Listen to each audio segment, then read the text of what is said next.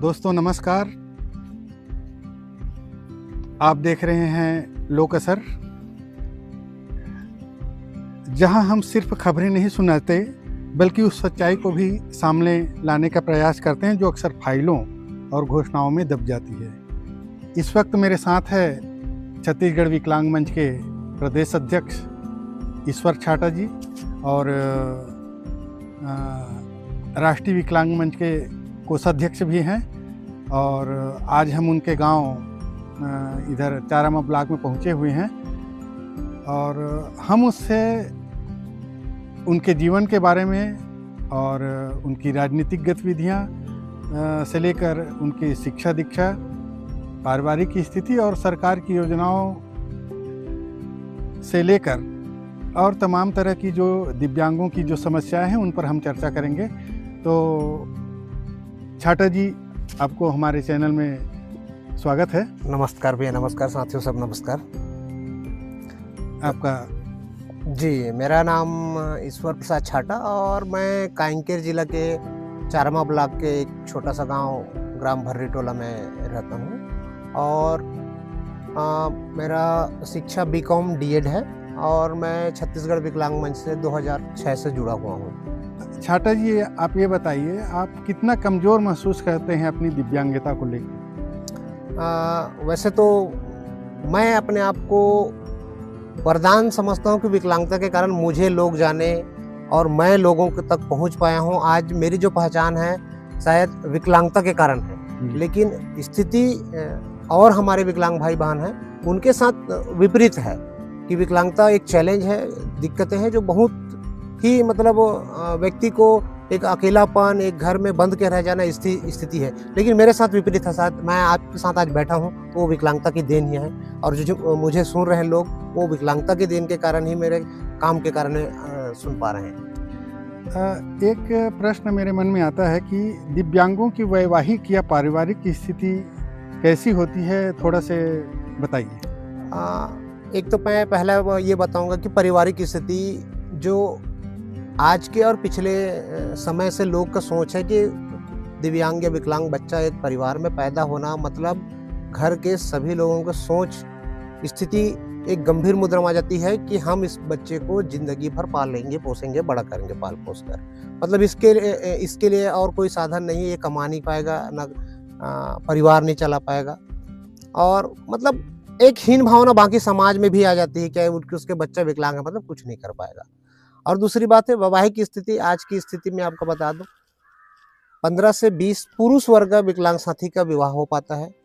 95% जो महिलाएं हैं विकलांगता, 95% विकलांग महिलाओं का शादी बिल्कुल नहीं हो पाती है। उसका कारण है कि किसी भी समाज में, आप भी देखे होंगे, आप भी जिस समाज में रहते हैं, कभी भी विकलांग की शादी के बारे में किसी भी समाज ने आज तक नहीं बोलता है कि हमारे समाज में कोई विकलांग है तो उसकी शादी क्यों नहीं हो पा रही है। अगर गलती से कोई वो विकलांग किसी और विकलांग को पसंद करके ले आया तो वही समाज आ जाता है कि आप दूसरे समाज के लड़की को लेके आ गए। लेकिन विकलांगता के शादी के समाज में कोई बातचीत नहीं ना। परिवार में भी बहुत ऐसा कंडीशन है, जब अगर वो अच्छा पढ़ लिख गया, रोजगार है, तभी सोचेंगे उसका शादी किया जाए, नहीं तो ऐसे कई हमारे साथी हैं जिनका आज भी शादी। छत्तीसगढ़ विकलांग मंच की स्थापना क्यों आपने जरूरी समझा और उसके संगठन में कितना आपको संघर्ष करना पड़ा? छत्तीसगढ़ विकलांग मंच का संगठन का स्वरूप जो है राष्ट्रीय विकलांग मंच से होके आता है जी। राष्ट्रीय विकलांग मंच ने एक प्रयास किया, उसी में लगा हुआ था। तो हम 2006-07 में हम जुड़े। उस समय लोगों को प्रशिक्षण मिलता था कि विकलांगों को आगे बढ़ाने का, लेकिन जिम्मेदारी पूर्वक कोई आते नहीं थे, टीम बनती थी, टूट जाती थी। तो मुझे लगा कि जो स्थिति वस्तु स्थिति है, अभी आप भी देखते हैं कि विकलांगों की स्थिति आज यही है कि अच्छे पढ़े लिखे लोग समझते हैं कि पढ़ा लिखा विकलांग है तो रोजगार मिल जाएगा, लेकिन हमारे पास स्थिति देखिए कितने विकलांग पढ़े लिखे हैं। सरकार भी कितने को ध्यान दी है पढ़ने लिखने की। दिक्कतें इतनी हैं और वो दिक्कतें जब हटेगी जब हमारा संगठन, क्योंकि अभी सरकार समाज कोई देख नहीं रहा है, तो इसलिए हमें संगठन की आवश्यकता महसूस अच्छा से हुई। इसलिए छत्तीसगढ़ विकलांग मंच को हम हमारे भाइयों बहनों के साथ मिलकर राष्ट्रीय विकलांग मंच से जुड़ के काम करने के लिए ये जरूर समझे, इसलिए बनाया गया है इसको। तो आपके मंच के माध्यम से सरकार से सबसे पहले टकराव किस मुद्दे पे हुआ मंच के माध्यम से सबसे पहले तो है कि हमको सबसे दिक्कत होती है, आप भी सब जानते हैं, आर्थिक परेशानी सबके पास है। एक विकलांग बच्चा अगर किसी परिवार में पैदा होता है तो उसके बाद उसके चैलेंज होता है कि इसको मैं शासन की योजनाओं का लाभ कैसे दिलाऊं। तो सबसे दिक्कत तो काम है सर्टिफिकेशन का, जो प्रमाण पत्र बनना है। आज भी मुझे लगता है कि छत्तीसगढ़ के अलग अलग जिलों में आज भी स्थिति खराब है और हमारे कई ऐसे विकलांग साथी जिनका प्रमाण पत्र मैं एकदम चैलेंज के साथ कह सकता हूं कि नहीं बन पाता है। आज उसको एक प्रमाण पत्र बनाने के लिए अपने जिले में या राज्य के केंद्र में जाना पड़ता है। 40 किलोमीटर, 100 किलोमीटर, 200 किलोमीटर तक सफर करना पड़ता है और 80-90% विकलांग साथी वो सफर ही नहीं कर पाते, तो सर प्रमाण पत्र बनने की बात ही दूर है। तो सबसे पहले प्राथमिकता तो प्रमाण पत्र है, फिर शिक्षा है। शिक्षा के साथ वही 10% विकलांग साथियों को ही शिक्षा मिल पा रही है। रोजगार की स्थिति गंभीर है, रोजगार के लिए हम शासन से बोलते हैं, रोजगार के लिए विशेष कोई प्रावधान नहीं कर पा रही है, कोई मॉडल नहीं बना पा रहे हैं। पेंशन का मुद्दा है और राशन का मुद्दा है जो अभी तक हल ही नहीं हो पा रहा है। ऐसा विकलांगों को बहुत सारे, मतलब एक नहीं गिना सकता मैं, मतलब 8-10 मुद्दे हैं जो विकलांगों के साथ चैलेंज है, जिनको उनको सरकार के साथ है। क्या अलग अलग जिलों में दिव्यांगों की अलग अलग समस्याएं हैं? समस्या तो लगभग सभी दिव्यांगों का एक सा हर जिले में है, लेकिन दूरी को देखकर और वहाँ की व्यवस्था को देखकर अलग अलग कहीं है। कहीं के मान लो सर्टिफिकेशन बनाने की भी दिक्कत है, लाइन में खड़ा करना पड़ता है। कहीं ऐसे जगह है जहाँ अच्छी व्यवस्था है, वहाँ विकलांगों को बैठने के लिए, वहाँ पानी के लिए व्यवस्था, जिले में सर्टिफिकेशन करने के लिए। ऐसा ही बहुत सारे मुद्दे अलग अलग हैं जो अलग अलग जिले के आधार पर हैं, लेकिन मुद्दा लगभग सब सेम है। क्या छत्तीसगढ़ के दिव्यांग और दूसरे जिले के दिव्यांगों में योजनाओं में कितना कुछ फर्क यहाँ पे मिलता है लाभ में? मतलब दूसरे राज्यों का बिल्कुल, आप बिल्कुल बहुत अच्छा प्रश्न है आनंद भाई। इसमें कि हम अभी देखते हैं जैसे केरल है, आप दिल्ली के देखते हैं, दिल्ली में 2500 रुपये पेंशन भत्ता मिल रहा है। आंध्र प्रदेश में 6000 रुपये भत्ता हो गया है। 80 से 90% विकलांगता है, उसको 10,000 रुपये भत्ता दे रहे हैं। छत्तीसगढ़ की स्थिति जब हमारा MP स्थिति था, मध्य प्रदेश शासन, उसी समय से एक गरीबी रेखा वाला क्राइटेरिया हुआ। वो गरीबी रेखा क्राइटेरिया आज 2026 हो गया है और हमारे यहाँ छत्तीसगढ़ में 2002 की सर्वे सूची का मांग किया जाता है। वो सोच के देखिए कि 2002 में सर्वे सूची में, और पेंशन एक नाम मात्र, मतलब टोकनिज्म कहा जाता है, नाम मात्र की है। हमारे यहाँ भी 500 रुपया ले दे के लोगों को मिल रहा है, वो भी जिसको BPL के सर्वे सूची में आएगा। तो स्थिति छत्तीसगढ़ में बहुत सारे गंभीर स्थिति है। और इसमें मैं एक और जोड़ना चाहूँगा कि विकलांगों का सर्वे ही नहीं हो पाना के कारण उनको, मतलब जैसे विकलांग एक WHO का गणना है, हमारे यहाँ 10% भी विकलांग है, तो मैं अनुमानित कहता हूँ कि छत्तीसगढ़ में 22 से 25 लाख विकलांग हैं। और आप जानेंगे रेशियो में तो मुश्किल से 60,000 से 80,000 लोगों को ही पेंशन मिल पा रहा है। तो इसके लिए सरकार योजना बना रही है कि क्या कर रही है? सरकार योजना क्यों नहीं बनाती? सरकार के लिए योजना बनाने का कारण मेन है कि जो राजनीतिक है, चाहे जो सरकार में सत्ता में है और मंत्री हैं, जहाँ तक हमें लगता है, क्योंकि हम एक मंत्री को जब भी बनती हैं 8 बार 10 बार मिलते हैं, और विपक्ष को भी इस मुद्दा मतलब विकलांगता एक मुद्दा ही नहीं समझ आता उनको। विकलांगों के आप पेंशन के बारे में देखिए, कितने बार विधानसभा में उठा है, कोई उठाने वाला नहीं है। हम ही लोग विधायकों को आवेदन देते हैं कि इस मुद्दा को उठाएं, लेकिन हमारे विधायक जी लोग भी हमारे मुद्दा को प्रबलता से नहीं उठाते। दूसरी बात, जो व्यक्ति बैठता है मंत्री में, वो भी सेंसरली इस बात को नहीं मतलब छानबीन भी नहीं करता कि भाई सोचिए कि 2002 की सूची और उसके आधार पर पेंशन और आज की स्थिति 26 की स्थिति, तो ये मुद्दा ही नहीं उठ पाता है राजनीति की इसमें गलियारे में। तो क्या 2016 के दिव्यांग अधिकार अधिनियम को छत्तीसगढ़ में गंभीरता से लागू नहीं किया गया है? नहीं, अभी तक आप 2016 कानून का गंभीरता से पालन भी नहीं हुआ है, क्योंकि अभी हम कुछ दिन पहले ही हमारे राज्य नीति के बारे में हम समाज कल्याण विभाग के साथ बैठे थे, जो पुख्ता होकर अभी बनने के कगार पर है, वो बना नहीं है। लेकिन उसमें भी दिक्कत ये आ रही थी कि योजना तो मतलब नीति तो बन रहा है, लेकिन बजट में कहीं प्रावधान नहीं है। तो भाई आप नीति बना दीजिए, अच्छा मोटा मोटी नीति बना दीजिए, बजट नहीं देंगे तो फिर होगा क्या? तो अभी तक नीति बनी है, मतलब 2016 का प्रमुखता से पालन नहीं है। अगर कहा जाए कि 2016 आप देखेंगे कानून अधिनियम में कोई भी कानून बनता है या योजनाएं बनते हैं, आप दीवालों में देखेंगे, हर जिला के ग्राम पंचायत के दीवालों में लिखा होता है। हमारे विकलांगता के बारे में आपने या किसी ने कहीं पर लिखा देखे हैं क्या? प्रचार प्रसार नहीं है, आप देख सकते हैं। ये बताइए, शिक्षा और रोजगार को लेके जी। सरकारी स्कूलों और कॉलेजों में दिव्यांग अनुकूल सुविधाएं मिल रही है? जहाँ तक हम पढ़ाई किए, आपको बता दें कि हमको पता भी नहीं रहता था कि हमको ये आरक्षण है। आपको कॉलेज में यहाँ पर आरक्षण फीस माफ किया जाएगा या प्रावधान है। आज की स्थिति में आपको कॉलेज करना है, अगर एक अस्थि बाधित या दृष्टि बाधित है, आप बता दीजिए छत्तीसगढ़ में कहीं पर भी उसका हॉस्टल का सुविधा नहीं है। सामान्य रूप से ट्रीटमेंट किया जा रहा है, मगर अगर पढ़ना है तो आज दृष्टि बाधित को इतने चैलेंज के कॉलेज में जाए कहाँ? जिले में तो वो सुविधा नहीं है, ब्लॉक में सुविधा नहीं है। राज्य में भी ऐसा अभी केवल दृष्टिबाधितों को लेकर या कुछ लेकर माना कैंप में बनाया जा रहा है, लेकिन हमारे लोगों को मतलब मैं कहूँ कि विशेष कोई प्रावधान नहीं है। एक राज्य में एक स्कूल बना देना, पूरा 33 जिले में एक स्कूल बना देना, जहाँ 25% विकलांगता को पढ़ाई नहीं हो पाना, ठीक है, मुश्किल से 10% लोग ही पढ़ पाना। स्थिति यह है कि एजुकेशन मतलब सही स्थिति में नहीं है विकलांगता का। तो सामान्य स्कूल में पढ़ाई नहीं हो नहीं, सामान्य स्कूल में तो अभी मान के चलिए, अगर मूक बधिर बच्चा है उसको एडमिशन ही नहीं लेते। गंभीर बच्चे हैं, आप देखिए 80% है, उसको पढ़ना है, सेरेब्रल पॉलिसी है, वो एडमिशन लेंगे तो माहौल ऐसा है कि सर लोग बोलते हैं नहीं हम एडमिशन कर दे रहे हैं आपको, बच्चा को आजकल आरटी है, क्लास में एडमिशन लिए, बच्चा पास, पढ़ना लिखना कुछ नहीं। मोबाइल स्रोत सलाहकार करके पोस्ट है जो ब्लॉकों में है, वो एक ब्लॉक में एक रिसोर्स पर्सन टीचर है। वो बताइए एक ब्लॉक में 2-3 हजार बच्चे हैं या 2-3 हजार विकलांग हैं, उसमें से मान लो 500 विकलांग को भी स्कूल में एनरोलमेंट होगा तो एक मोबाइल स्रोत सलाहकार शिक्षक कैसे हैंडल कर पाएगा? ये स्थिति है। और सरकारी नौकरियों में दिव्यांग आरक्षण का कितना पालन हो रहा है?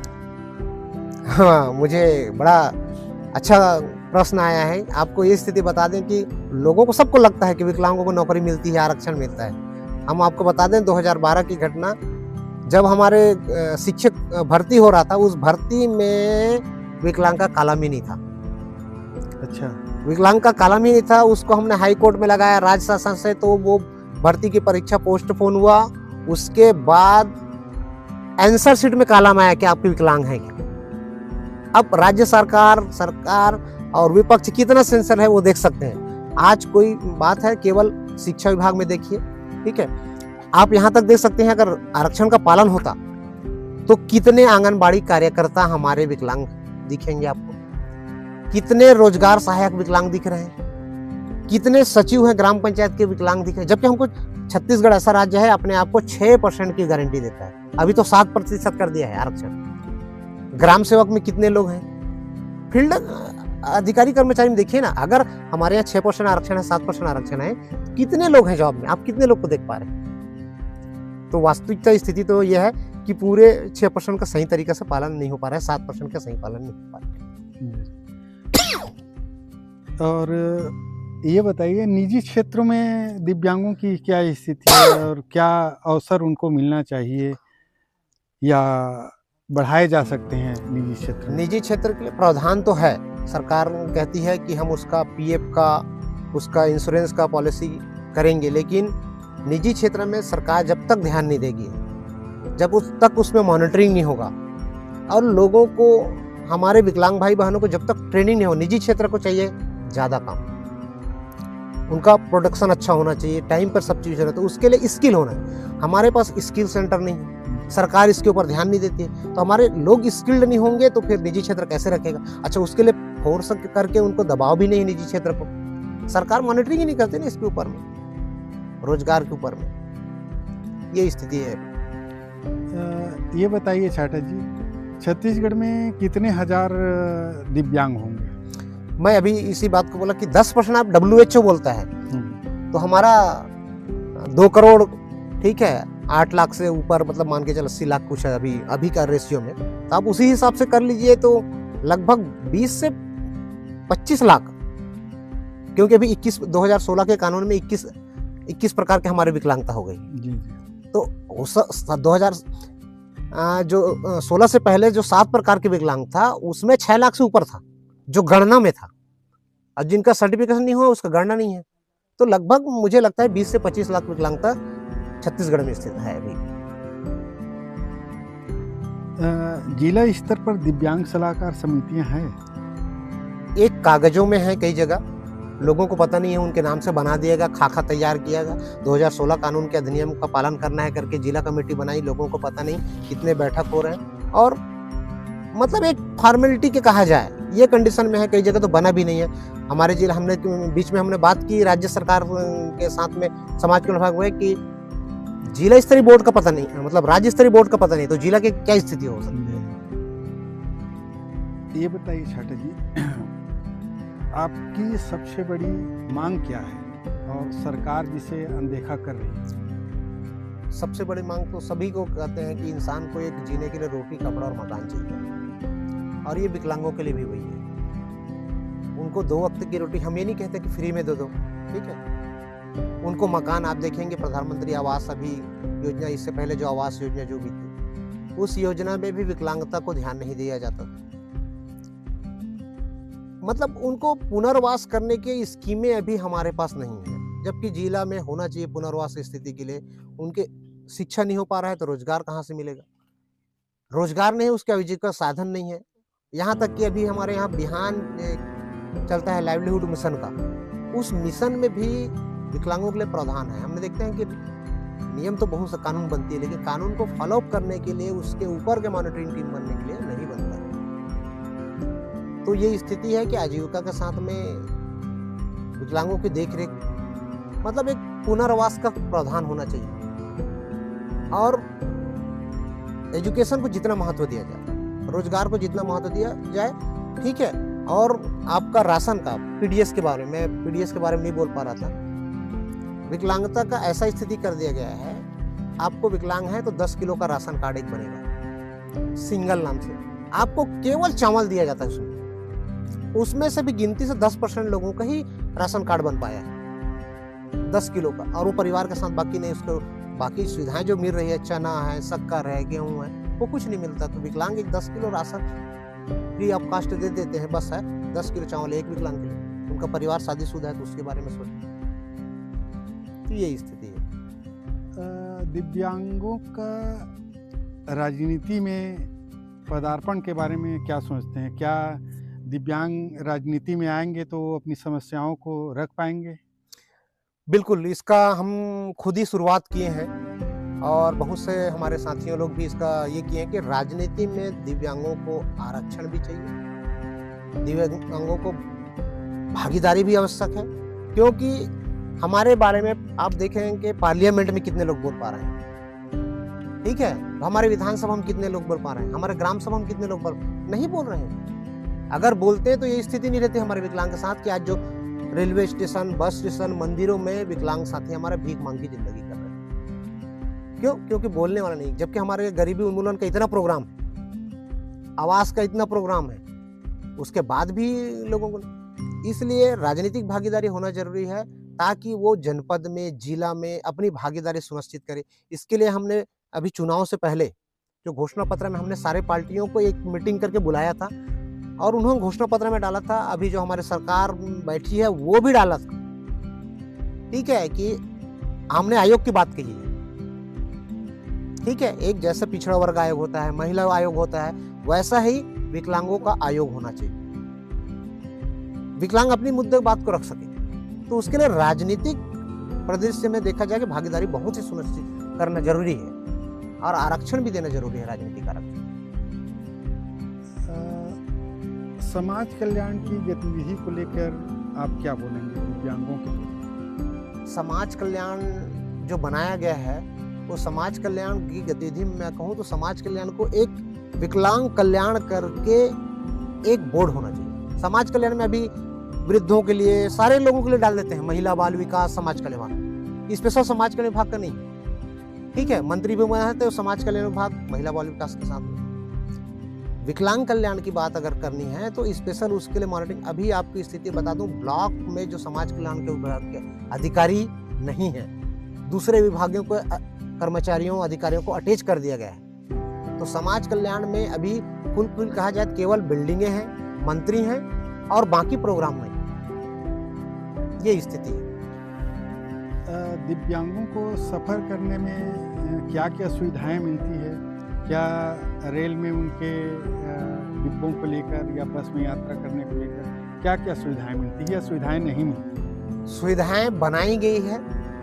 बस की बात कहें तो बस तो लो फ्लोर बस होना चाहिए, जो अस्थिबाधित के लिए है, दृष्टिबाधित के लिए है, ठीक है, मूक बधिर के लिए जानकारी के लिए। लेकिन हमारे यहाँ बस पास सुविधा बनाया गया है छत्तीसगढ़, लेकिन परिवहन विभाग ना उसका केम करती है, ना विकलांगों को बस पास मिल पाता है।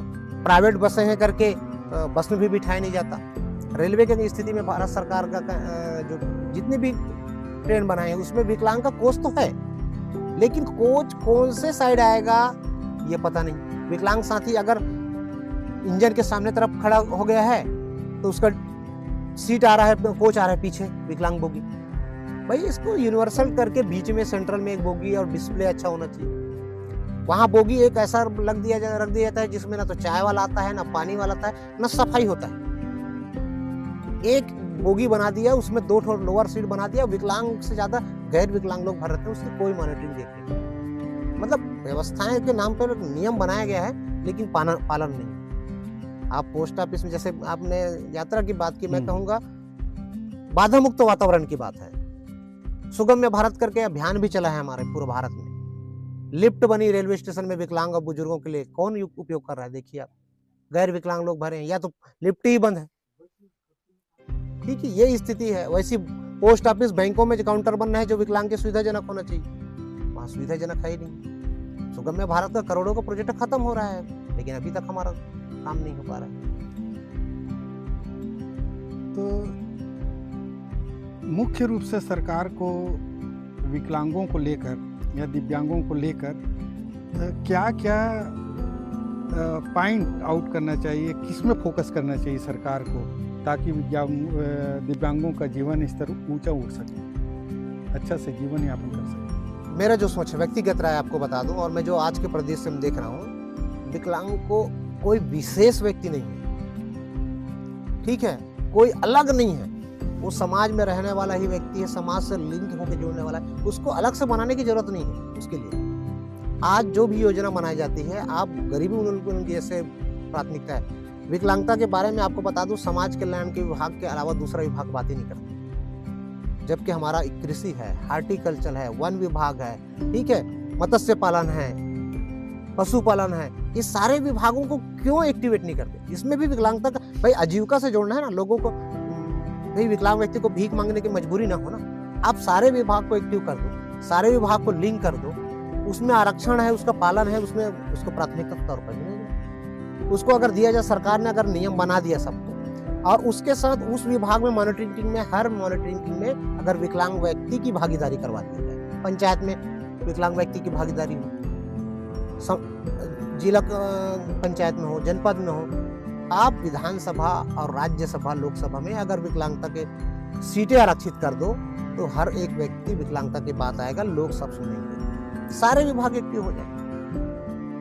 आने वाले समय में आपका जो विकलांग मंच है उसका रोड मैप क्या होगा, क्या उसका भविष्य रहेगा, क्या उसमें तय करना चाहेंगे? मैं व्यक्तिगत और हमारे विकलांग मंच के बारे में, विकलांग मंच को हमने ऐसे प्लेटफॉर्म के रूप में देखे हैं कि सारे विकलांग भाई बहन जो 21 प्रकार के विकलांगता है, वो इस मंच के माध्यम से, इस रोड मैप के माध्यम से कि सरकार के साथ मिल के काम करें। हम कोई अगेंस्ट की बात नहीं कर रहे हैं, आपके साथ भी जो मैं बात कर रहा हूँ, जो कमी है वही बता रहा हूँ। हम किसी पार्टी, किसी सरकार से अगेंस्ट नहीं, लेकिन जो सुविधा बनी है आप ऐसा प्रावधान करो कि विकलांगता को उसमें लेके चले।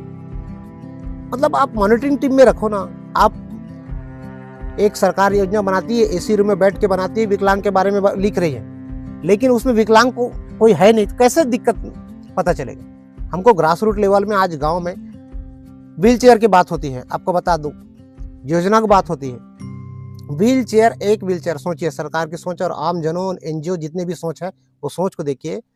एक व्हील चेयर अगर अस्थिबाधित को दिया जाता है तो 10 साल के बच्चे को भी वही व्हील चेयर, 25 साल के यंग लड़के को भी वही व्हील चेयर, 40 साल वाला व्यक्ति को भी वही व्हील चेयर और 60 और 80 साल वाला व्यक्ति को वही व्हील चेयर दिया जाता है। भाई व्हील चेयर बनाया गया है कि उसको एक्सेस मूवमेंट करने के लिए, न कि तुमको बैठने के लिए। अब लोग जो बनाने वाले की सोच ऐसा है कि सेमी व्हील चेयर, जबकि बिना मेजरमेंट। भाई 2 साल का बच्चा अलग चप्पल पहनेगा, 10 साल का व्यक्ति अलग चप्पल पहनेगा, सब पे नंबर होता है। हम आज कपड़े भी पहनते हैं अपने नंबर से पहनते हैं। तो एक व्हील चेयर सामान्य सभी व्यक्ति को दे दिया। मूक बधिर को बिना जांच के, बिना करके आपको कान का मशीन दे रहे हैं, जिससे और उसका नुकसान हो रहा है। दृष्टिबाधित को न बिना चेक के उसको बोल दिया छड़ी दे दो, चश्मा दे दो, उसका काम हो जाएगा। मतलब हम मेजरमेंट नहीं कर रहे हैं, जांच नहीं कर रहे हैं। हमारे 21 प्रकार के विकलांगता में क्या जरूरत है वो जांच नहीं कर रहे। यही बस सोच के फर्क है। अगर इस सोच को सरकार अपना ले, एनजीओ सेक्टर वाले अपना ले कि हमको विकास एक संतुलित से करना है, अलग की जरूरत नहीं, हम विशेष अलग दुनिया बनाने की बात नहीं कर रहे। बस यही सोच है। छाटा जी, आखिर में चलते चलते एक सवाल और जहन में आ रहा है। आप किन मुद्दों को लेकर सरकार से बातचीत कर रहे हैं, हमारे दर्शकों को बताइए, और ताकि दर्शक भी समझे और आपके दिव्यांग साथी जो भी इस साक्षात्कार को देखे तो इससे उनको लाभ मिले, बेनिफिट मिले। अभी हम सरकार के साथ में, एक तो जो घोषणा पत्र हुआ जारी हुआ है, हमने चुनाव के समय में सभी पार्टियों को, आपको बताया था, सभी पार्टियों को लेके घोषणा पत्र के लिए एक कार्यक्रम आयोजन करवाए थे, जिसमें पार्टियों ने घोषणा पत्र डाला था। उसमें सरकार, अभी जो भारतीय जनता पार्टी है, उन्होंने अपने घोषणा पत्र में जो डाला है, और आयोग बनाने की बात जो हम बोल रहे हैं, आयोग बनाने की बात, वो प्रमुखता से डाला है उन्हें कि आयोग बनना है। दूसरी बात, हम पिछला सरकार जो हमारे कांग्रेस सरकार थी, उनसे भी बात हुए थे, तो उसमें कई बार आप टी.एस. सिंहदेव बाबा के भी स्टेटमेंट में, इंटरव्यू में देख लीजिएगा, उसमें उन्होंने विकलांगों को पंचायती राज अधिनियम में जोड़ने की बात कही। जब पंचायत मंत्री थे उनसे बात हुआ था, मुलाकात हुआ था, और वो घोषणा पत्र उस समय डाला हुआ था।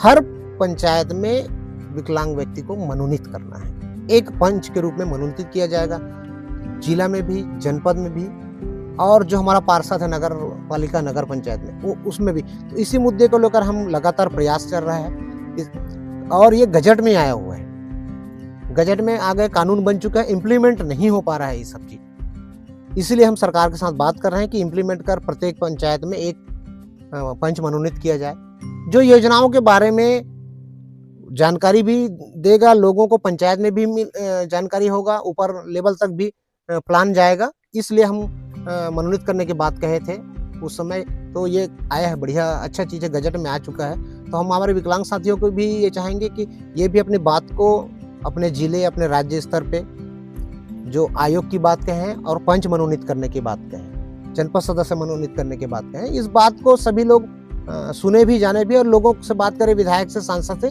ताकि ये इम्प्लीमेंट हो सके।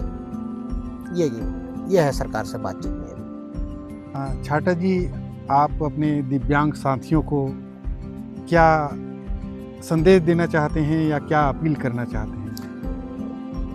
बहुत अच्छा बात बोला आपने दरवेश भाई, कि विकलांगता जो आज की स्थिति में है, लोगों के लिए, विकास के लिए बात किया, कई एनजीओ सेक्टर आए, और विकलांगता जो एक बन रहा था, संगठन बन रहा था, आज देख, एक तो मुट्ठी भर लोग, उसपे से लोग टूट के अलग अलग संगठन बना रहे हैं, कोई रोजगार के लिए, कोई तो राजनीति के लिए, कोई अलग के लिए।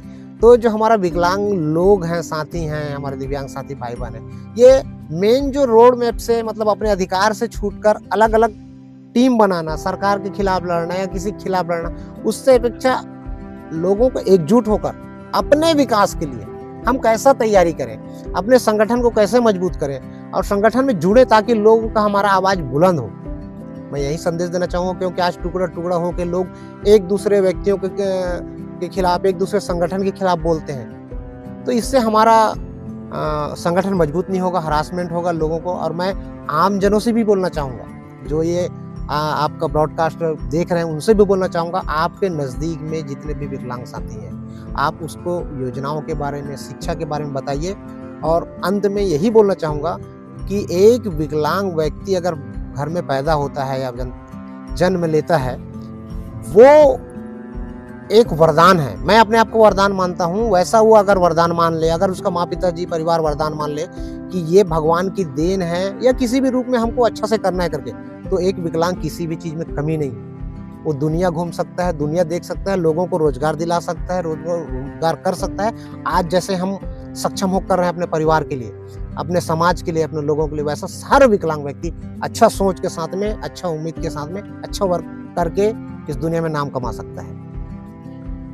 तो दोस्तों, ये थे छत्तीसगढ़ विकलांग मंच के प्रदेश अध्यक्ष ईश्वर छाटा जी। हम उनसे मुलाकात में बहुत सारे दिव्यांगों की समस्याएं और सरकार उस पर क्या कर सकती है और क्या नहीं कर रही है, इसको लेके ढेर सारी बातें हमने करी है। ग्रामीण इलाकों में दिव्यांग बच्चों की शिक्षा आज भी एक चुनौती है। स्कूल है लेकिन शिक्षक नहीं है, संसाधन नहीं है। वहीं रोजगार की बातें करें तो अधिकांश दिव्यांग अस्थायी या अनौपचारिक कामों तक ही सीमित है। ये सिर्फ सरकारी विफलता नहीं, यह सामाजिक सोच की भी विफलता है। दिव्यांग होना कमजोरी नहीं, लेकिन व्यवस्था उन्हें कमजोर बना देती है। आज का सवाल बस इतना, क्या छत्तीसगढ़ दिव्यांगों के लिए सिर्फ योजनाओं का राज्य रहेगा या अवसरों का भी? अगर आपको यह इंटरव्यू पसंद आया हो तो इसे साझा अवश्य कीजिए, ताकि दिव्यांगों को लेकर सरकार कुछ नई सोच और नया पहल शुरू कर सके। फिर मिलते हैं एक नए शख्सियत के साथ लोक असर के साक्षात्कार विभाग बातचीत में। तो सभी साथियों को नमस्कार, जोहार।